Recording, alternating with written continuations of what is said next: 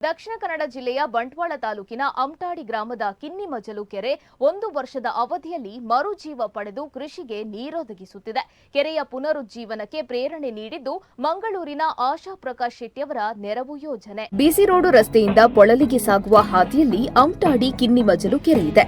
62 cents ವಿಸ್ತೀರ್ಣದ ಈ ಕೆರೆಯನ್ನ ರೈತರು ನಮ್ಮ ಕೆರೆ ಎಂದು ಹೆಸರಿಟ್ಟು ಪುನಶ್ಚೇತನಗೊಳಿಸಿದ್ದಾರೆ. ಇದರ ಪರಿಣಾಮ ಕೆರೆಯಲ್ಲೀಗ ನೀರು ತುಂಬಿ ಸುತ್ತ ಹಸಿರು ನಳನಳಿಸುತ್ತಿದೆ.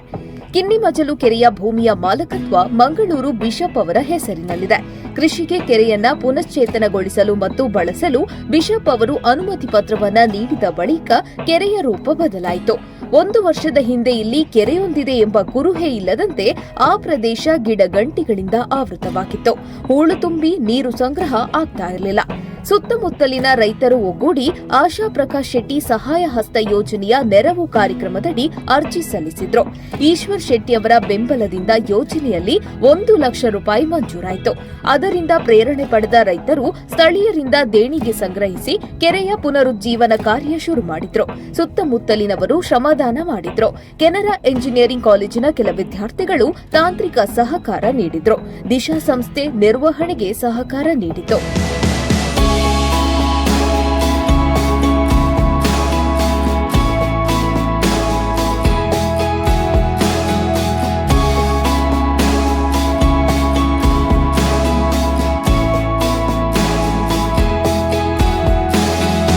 ಇಲ್ಲಿಯ ರೈತರು ಪರಸ್ಪರ ಸಹಕಾರದಿಂದ ಒಂದಾಗಿ ಮಾಡಿರುವ ಈ ಸಾಧನೆಯಿಂದ ಕೆರೆಯಲ್ಲಿ 15 ಅಡಿಯಷ್ಟು ನೀರಿನ ಸಂಗ್ರಹವಿದೆ. ಕೆರೆಯ ಮಟ್ಟಕ್ಕಿಂತ ಕೆಳಗಿರುವ ಪ್ರದೇಶಕ್ಕೆ ನೀರು ಹರಿದು ಹೋಗುತ್ತಿದೆ. ಹೀಗೆ ಹರಿದು ಹೋಗುವ ನೀರಿನ ತೋಡಿಗೆ ಅಲ್ಲಲ್ಲಿ ಸಣ್ಣ ಕಟ್ಟಗಳನ್ನು ಕಟ್ಟಿ ಕೃಷಿಕರು ತಮ್ಮ ತೋಟಗಳಿಗೆ ನೀರು ಹಾಯಿಸುತ್ತಾರೆ. ಸುಮಾರು 2 ಕಿಲೋಮೀಟರ್ ವ್ಯಾಪ್ತಿಯಲ್ಲಿ ಇದರಿಂದ ಕೃಷಿಗೆ ನೀರೊದಗುತ್ತಿದೆ. 2023ರಲ್ಲಿ ಹಾಳು ಬಿದ್ದಿದ್ದ ಕುರುಹೆ ಇಲ್ಲದಂತಿದ್ದ ಕಿನ್ನಿಮಜಲು ಕೆರೆಯ ಪುನರುಜ್ಜೀವನ ಗ್ರಾಮದಲ್ಲಿ ಹಾಳು ಬಿದ್ದಿರುವ ಕೆರೆಗಳನ್ನ ಸಹಕಾರ ಮಾದರಿಯಲ್ಲಿ ಸಜೀವಗೊಳಿಸಬಹುದು ಎಂಬುದಕ್ಕೆ ಮಾದರಿಯಂತಿದೆ.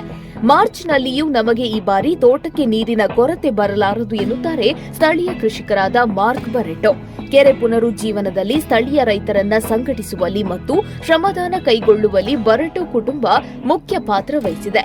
ವಿದೇಶದಲ್ಲಿದ್ದ ಬರೆಟೋ ಕುಟುಂಬದವರು ಕೆರೆ ಪುನರುಜ್ಜೀವನಕ್ಕೆ ನೆರವಿದ್ದಾರೆ. ಕೆರೆಯೊಂದು ಪುನರುಜ್ಜೀವನಗೊಂಡುದರಿಂದ ಸುತ್ತಮುತ್ತಲಿನ ಬಾವಿಗಳಲ್ಲಿ ಅಂತರ್ಜಲ ಪ್ರಮಾಣ ಏರಿಕೆಯಾಗಿದೆ. ಮುಂದಿನ ವರ್ಷ ಇನ್ನೂ ಹೆಚ್ಚು ನೀರು ಸಂಗ್ರಹಿಸಬಹುದು. ಈ ಬಾರಿ ತಡೆಗೋಡೆಯ ಸಾಮರ್ಥ್ಯ ಪರೀಕ್ಷಿಸುವುದಕ್ಕೆಂದು ಹೆಚ್ಚು ನೀರು ಕಟ್ಟಲಿಲ್ಲ ಎನ್ನುತ್ತಾರೆ ಬರೆಟೋ.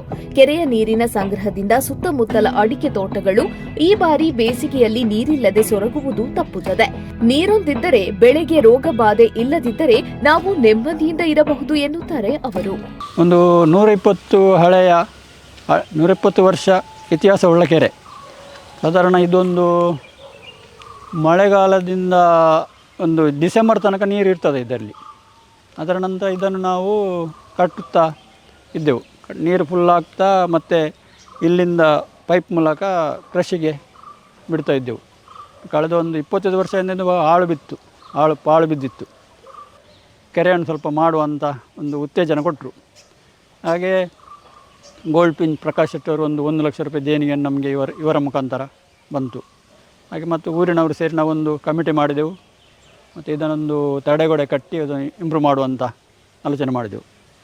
ಹಾಗೆ ಕಳೆದ ಏಪ್ರಿಲಲ್ಲಿ ನಾವು ಒಂದು 13 ಜನ ಸೇರಿ ಸರ್ ಜಯರಾಮ್ರವರು, ಪ್ರಕಾಶ್ ಶೆಟ್ಟಿ, ಆಗ ನಾವು ಇಲ್ಲಿ ನೆರೆಹೊರೆಯವರು ಸಾಧಾರಣ ಎಲ್ಲರೂ ಸೇರಿ ಕೆಲಸವನ್ನು ಸ್ಟಾರ್ಟ್ ಮಾಡಿದೆವು.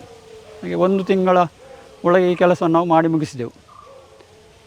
ಆದ್ದರಿಂದ ಇದರಲ್ಲಿ ಸಾಧಾರಣ ಇವಾಗ ಒಂದು 15 ಫೀಟ್ ನೀರು ಉಂಟು.